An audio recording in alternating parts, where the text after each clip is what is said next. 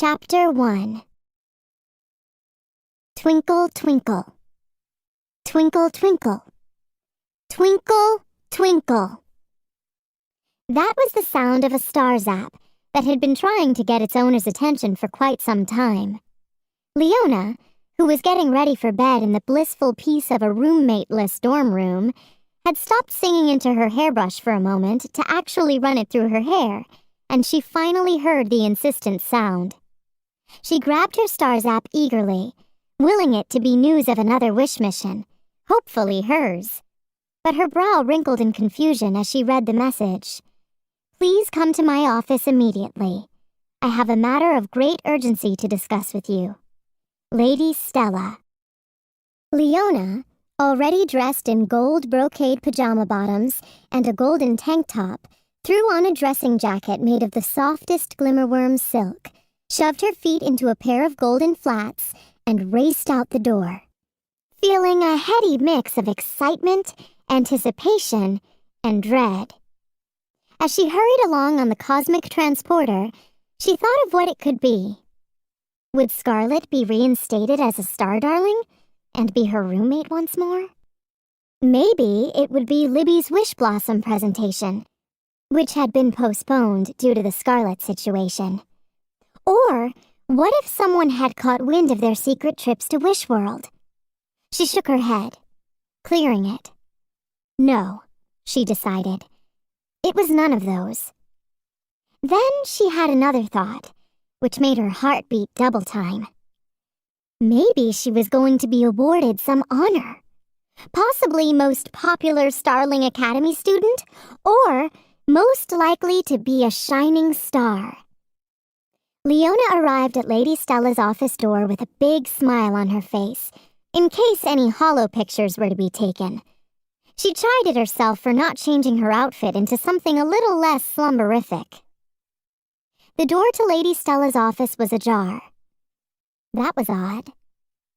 Leona walked inside the grand space she had come to know quite well. In the very center stood the round table where they had first met together as a team. There sat 3 of her fellow star darlings. They looked at her nervously. "Where is everyone?" Leona asked. Sage, Vega, and Libby looked up at her and shrugged silently. "I was kind of hoping this was going to be my Wish Blossom presentation," Libby said, twirling a strand of her pretty pink hair around her finger. "But then, where's everyone else?" She looked around the office as if the other girls were hiding behind the furniture and would soon pop out to surprise her. Lady Stella strode into the room, followed by Lady Cordial, the head of admissions.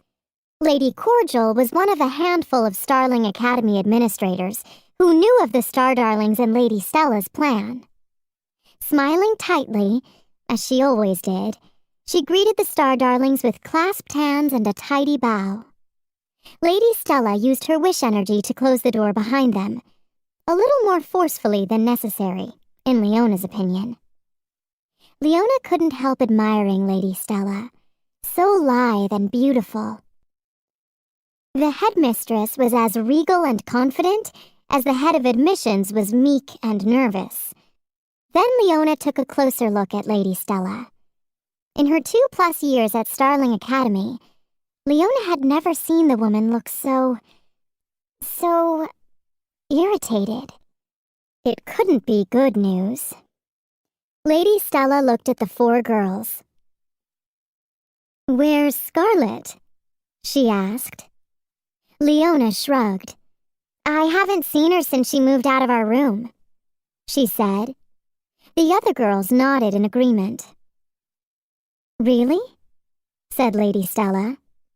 Her smooth forehead creased with concern. "That is surprising.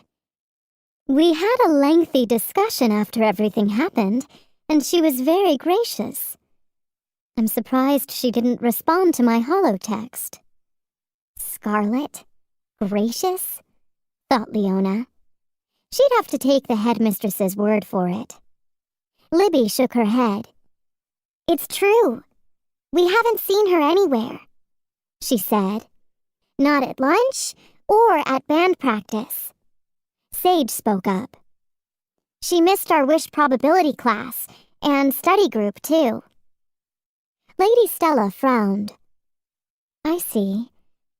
I suppose it's entirely possible that Scarlet was more upset than she let on. She inhaled sharply. Perhaps it's no surprise that a starling would need some time alone. Especially Scarlet, thought Leona.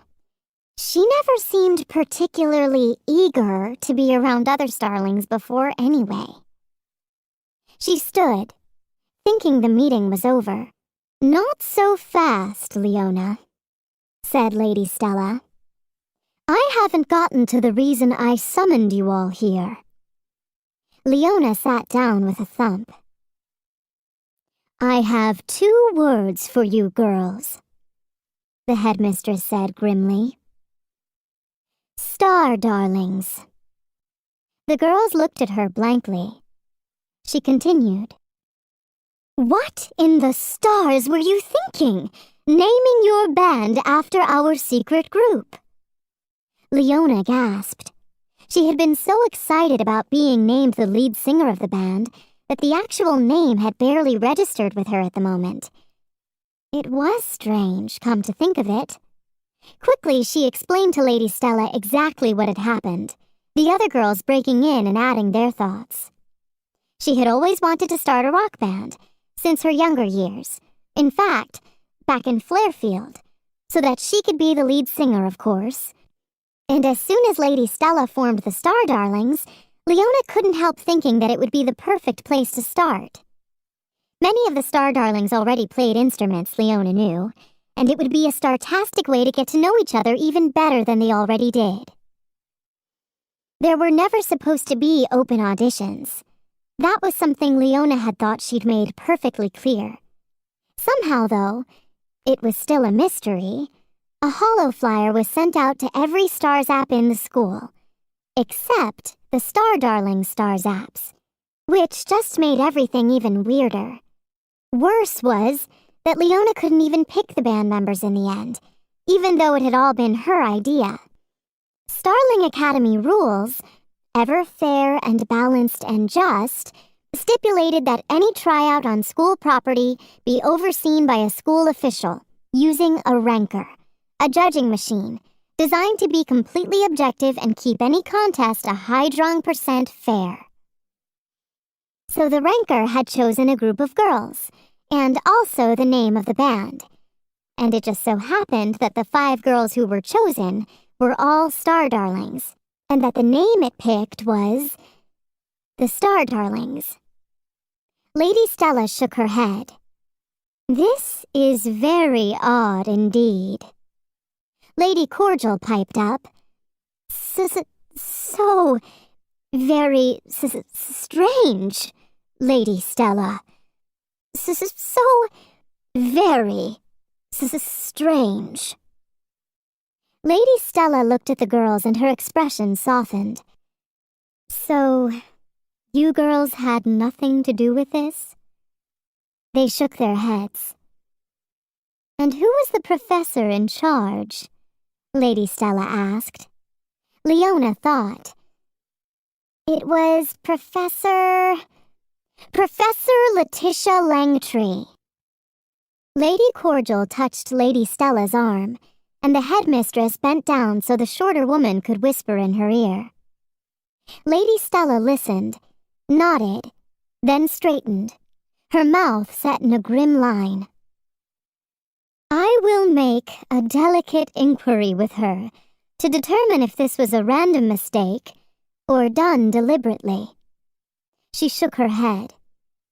But really, what are the chances of a ranker picking the same secret name? She mused aloud. What are the chances? Her question was rhetorical, but starlings were born with an innate knowledge of mathematics, and the answer was on the tips of their tongues in no time.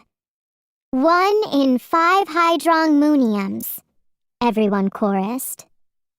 As they stood and began filing out of the room, Lady Stella was shaking her head. The revelation of your group's secret name is very concerning to me. Very concerning. Leona and the rest of the band walked down the hallway, nobody saying a word. They stepped out into the still night, the sky clear and filled with twinkling stars. They all paused for a moment, looking up and taking it all in. Most of their other classmates were already in bed, dreaming their starling dreams as they absorbed their lessons for the day. Then, without a word, the 4 star darlings headed to the campus cosmic transporter, the moving sidewalk that whisked starlings across the school grounds. It wasn't until they were moving toward the dorms that Leona broke the silence. "So what?" she said. "What is the big deal that our name is out there? I mean, we're still secretly going on missions. That hasn't changed."